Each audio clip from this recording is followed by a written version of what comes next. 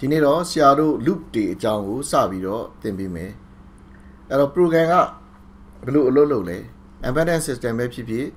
ရိုးရိုး program တွေပဲဖြစ်ဖြစ် program တွေအားလုံးဒီအစဉ်တိုင်းအလုပ်လုပ်တယ်လို့အကြမ်းပြင်းအဖြစ်သိထားတယ်ဒါပေမဲ့တကယ်မှာအရာအားလုံးကအစဉ်ပြေချောမွေ့နေတာမသိကြဘူးဒါကြောင့်မလို့ program တွေကအစဉ်တိုင်း run နေရနေပြီးတော့ဖောက်ပြီးတော့ဒီ instruction တွေကိုရွှေ့ပြောင်းပြီးတော့အလုပ်လုပ်ရတဲ့အခြေအနေမျိုးရှိတယ်။အဲ့လိုမျိုး instruction တွေကိုခုံကျော်ပြီးတော့သွားတဲ့ process ကို jam လုပ်တယ်လို့ခေါ်တယ်။အဲ့တော့အဲ့လို jam လုပ်တဲ့နေရာမှာဆရာတို့အနေနဲ့ control statement တွေသုံးပြီးတော့ဆောင်ရွက်တာဖြစ်တယ်။အဲ့တော့ jam လုပ်ပေးနိုင်တဲ့ statement တွေကို control statement တွေလို့ခေါ်တယ်။အဲ့ control statement တွေထဲမှာရှေ့ရသင်ခန်းစာတွေထဲမှာသင်ပြီးသားဖြစ်တဲ့ branching လို့ခေါ်တယ်။ဆုံးဖြတ်ချက်ချတဲ့ if to if else to switch to ဒါတွေပါဝင်တယ်မှန်ရင်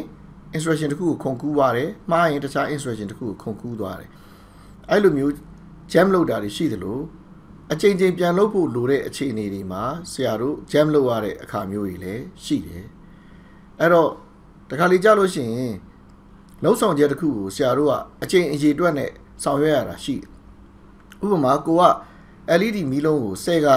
အဖွင့်ပိတ်ပြုတ်လို့ခြင်းတယ်ဆိုလို့ရှိရင်အဲ့ဒီ10ကအဖွင့်ပိတ်ကိုအကြောင်း20မရေးဘဲနဲ့နှစ်ကြောင်းပဲရေးပြီးတော့ဆရာတို့က10ချိန်အလုပ်လုပ်ခိုင်းဖို့အတွက် looping ပတ်လိုက်လို့ရတယ်ဒီနည်းနဲ့ကုတ်တွေကိုရေးရတာပိုတူသွားစေတယ်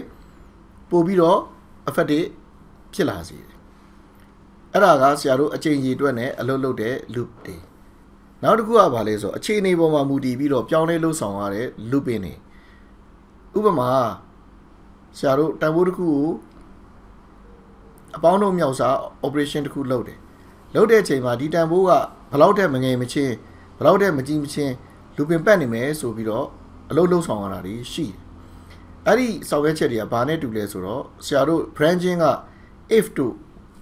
ဒီ if else to ဆောက်ရွက်ချက်မျိုးနဲ့နည်းနည်းဆင်းတူတယ်အဲ့တော့ if ကတော့တစ်ခါပဲအလုပ်လုပ်တယ်တစ်ခါပဲစစ်တယ်မှန်ရင်အလုပ်လုပ်တယ်မမှန်ရင်အလုပ်မလုပ်ဘူးloop မှာကြတော့အဲ့လိုအနေထားတွေမှာဘာကွာဝါလဲဆိုတော့စစ်ဆေးမယ်မှန်နေသမျှအလုပ်လုပ်မယ်မှားတဲ့ချိန်ကျမှထွက်သွားမယ်အဲ့တော့စစ်ဆေးတဲ့သဘောက if နဲ့အတူတူပဲ if ကတစ်ချိန်ပဲအလုပ်လုပ်ပြီးတော့ထွက်သွားတယ်ကျန်တဲ့ looping တွေကြရင်တော့အချိန်တွေပေါ်မူတည်ပြီးတော့အလုပ်လုပ်တယ် while တို့ do while တို့ looping တွေကြရင်တော့မှန်နေသမျှအလုပ်လုပ်ပြီးတော့မှားမှထွက်သွားမယ်အချိန်ချင်းလုပ်တာနဲ့တစ်ချိန်ပဲလုပ်တာအချိန်ချင်းစစ်တာနဲ့တစ်ချိန်ပဲစစ်တာဒါတွေကွာခြားသွားမယ်အဲ့တော့ looping တွေသုံးနိုင်လေ program ကပိုတိုလေပို့ပြီးတော့ဖတ်ရတာလည်းလွယ်တယ် program ကိုရေးသားရတာလည်းပိုလွယ်တယ်အခြေအနေပေါ်မူတည်ပြီးတော့အလုပ်လုပ်တဲ့ looping တွေဆိုလို့ရှိရင် if နဲ့အတူတူပဲဖြစ်တဲ့အတွက်ကြောင့်သူတို့မှာသုံးတဲ့ operator တွေကလည်းကြီးလားငယ်လားတူလားမတူဘူးလား and or not ဒါတွေပါပဲသဘောတရားတွေအကုန်လုံးကတော့အတူတူပါပဲရေးပုံရင်းနှီးလေးပဲနည်းနည်းကွာသွားတာဖြစ်ပါတယ်စဉ်းစားပုံလေးနည်းနည်းလေးပဲကွာသွားတာပါအဲ့ဒီတော့ခုနကဆရာပြောခဲ့သလိုပဲ looping မျိုးစားတွေအဓိကအပြင်အကြမ်းပြင်းမျိုးစားနှမျိုးခွဲခြားနိုင်တယ်အချိန်အရေးအတွက်နဲ့အလုပ်လုပ်တဲ့ looping တွေနောက်တစ်ခုကအခြေအနေပေါ်မူတည်ပြီးတော့အလုပ်လုပ်တဲ့ looping တွေဆိုပြီးတော့ခွဲခြားနိုင်တယ်အဲ့ဒီ looping တွေအကြောင်းကို